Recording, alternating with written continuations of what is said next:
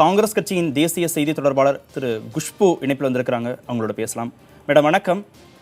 வணக்கம். வணக்கம். முதலமைச்சருக்கு தொடர்ந்து சிகிச்சை அளிக்கப்பட்டு வருகிறது. தமிழ்நாடு காங்கிரஸ் கமிட்டி தலைவர் திருநாவுக்கரசரும் மருத்துவமனை வளாகத்திற்கு வந்து மருத்துவர்களுடைய ஆலோசனைக்கு பிறகு தற்போது செய்தியாளர்களையும் சந்தித்திருக்கிறாரு. உங்களுடைய கருத்து?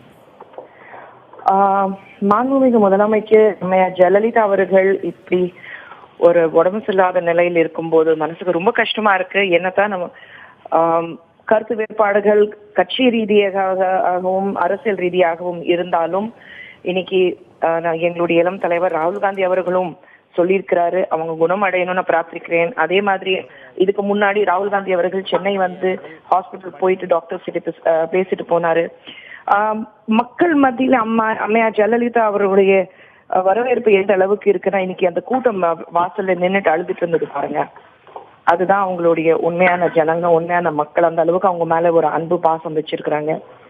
இந்த சூழ்நிலையில அவங்க சீக்கிரமாக குணமடைந்து மீண்டும் அந்த முதலமைச்சருக்கான பொறுப்பு இப்பதான் 4 மாசத்துக்கு முன்னாடிதான் மறுபடியும் முதலமைச்சர் ஆயிருக்காங்க. அந்த பொறுப்பை எடுத்துட்டு அவங்க மீண்டும் குணமடைந்து வரணும்னா நாங்க பிரார்த்திக்கிறோம். இந்த ஆயிரக்கணக்கான தொண்டர்களுக்கு நீங்க என்ன சொல்ல விரும்புறீங்க? நம்பிக்கை தான் வாழ்க்கை, நம்பிக்கை வைங்க. இதுக்கு முன்னாடி அம்மையார் ஜெயலலிதா அவர்கள் எத்தனையோ பிரச்சனைகள் வரும்போது கண்டிப்பாக அதை எல்லாத்தையும் தாண்டி என்ன சொல்றது, அது தனிப்பட்ட முறையில ஒரு போர் நடத்தி அவங்க ஜெயிச்சுட்டு வந்திருக்காங்கன்னு நம்ம பார்த்திருக்கோம். இந்த முறையும் கண்டிப்பாக வந்துருவாங்க. உங்களை நம்ம எல்லாரோடைய அவங்க கூட இருக்கிறோம், நிக்கிறோம், அவங்க கூடவே நிக்கிறோம், அவங்களுக்காக பிரார்த்திக்கிறோம். ஸோ அதுக்காக கண்டிப்பாக வந்துருவாங்க. அந்த நம்பிக்கையோட இருங்க மட்டும்தான் சொல்ல விரும்புறேன்.